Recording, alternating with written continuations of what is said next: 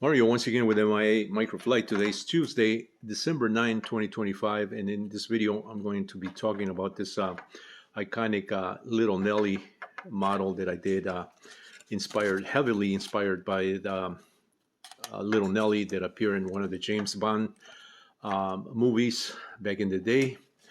And also inspired by the gentleman behind the little Nelly, George Wallace. I believe his name was George Wallace. Wallace helicopter or Autogyro. He is the gentleman that also piloted that the full-scale aircraft in the movie, 007 movie. This model is a profile version, and it's gone through a lot of use and abuse here. I flew this model early on back, I don't know, 20 some years ago, and I brought it out from one of my top shelves in my office that's been gathering. It's been gathering dust, so I decided to clean that area and bring the model and see if I can, put it back together the way it originally was before I crashed and totaled this and totally forgot about this. So it is quite an interesting model. I mean, you're not going to see models, in at least in the level of details that I like to employ in my models. You're not going to see models like this. I have a certain flair and a certain way of doing things in my own style, what I call my own style. And so this is one of those aircrafts heavily inspired, like I said, by this aircraft, Little Nelly, and also the gentleman behind that. So this is, when I did this model, I did this as a tribute to this gentleman here, who I had been following for many, many years. His work with the full-scale autogyros. Very interesting gentleman. I think he passed away a while ago. So it's sad, when you have people like this on Earth that do these kinds of things that are very iconic people when they go. And so this was my tribute to George Wallace and his little Nelly. The model is it tries to remain in true form, to the original, of course with modifications, because this needs to be done for lightweight, and it's got to fly, and it's got to be for radio control. So obviously you can't put all the bells and whistles, but I tried my best to include some of these features, such as this suspension landing gear right here. It's very true to the original if you look at the design of the little Nelly. Likewise, right here, it's got suspension here via these bungee cords or elastic cords. So it's got suspension there. The model runs with an I believe these are called M10 or 10 gram motors. So it's very lightweight. These are some of the servos that I was employing. The S0361 from Blue Arrow Servos, and it even has this old school connector, Dean's connector, that I was using, with some of the. I think when I was flying this, I was flying even with NiCads or nickel metal hydrides. Now this model should fly just fine with some of the lighter lipos that have that are of modern day.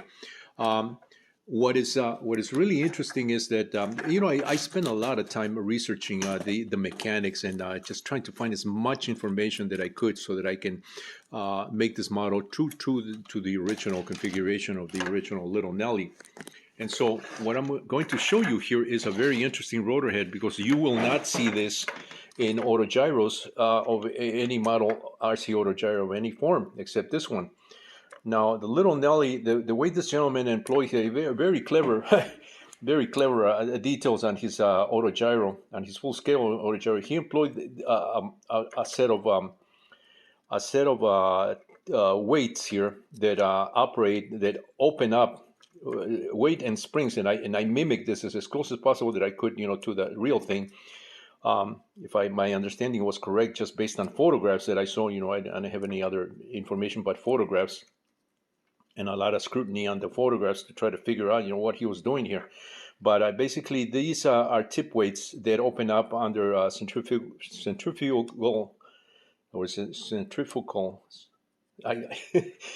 under centrifugal force. They open up when the rotor is at high speed, and they release the rotor head this way. So you have this this teetering here. Otherwise, it locks it. Otherwise, it's locked. And so that is that geometry there, along with some of the parts. Let me show you the bottom of that. Is very very clever. And like I said, I hope I hope when I did this, I'm true to the actual little Nelly design. Hopefully, I'm gonna have to post the video and put it on my tripod. So when these weights open up via those springs, you know they are clamp. They clamp they clamp the head. As you can see that little tab there.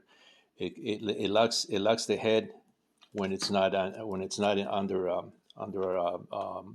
high RPM. It locks the head, so the head has no movement whatsoever. It's got a little play there, but you know the full scale does not have any play, I don't think. But when this engages under full RPM, under centrifugal force, the rotor head becomes a teetering mechanism right there. Okay, and so that was my my feature as best as I could mimic that. You know, inspired by the full scale. This is sort of my own concoction here of the rotor head.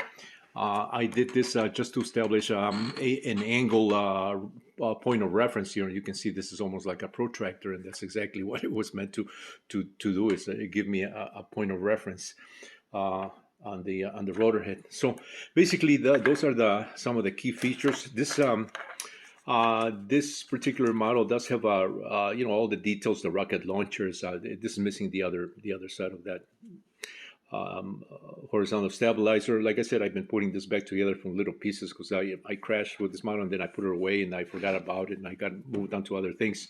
But this has provisions for details for rocket launchers. Basically the same thing that the little Nelly had, and and so I try to mimic all that in profile form. I did an actual 3D model that I showed in some other videos. You can check out that one as well, because I didn't just do this in profile form. I did some other ones as well, and some that I have never shown just yet. But hopefully in the near future, I will show, you know, the other versions of my little Nelly Autogyro. You know, just for the sake of historical reference. If you like this video, give it a thumbs up, please. I would really appreciate that. Thanks for watching.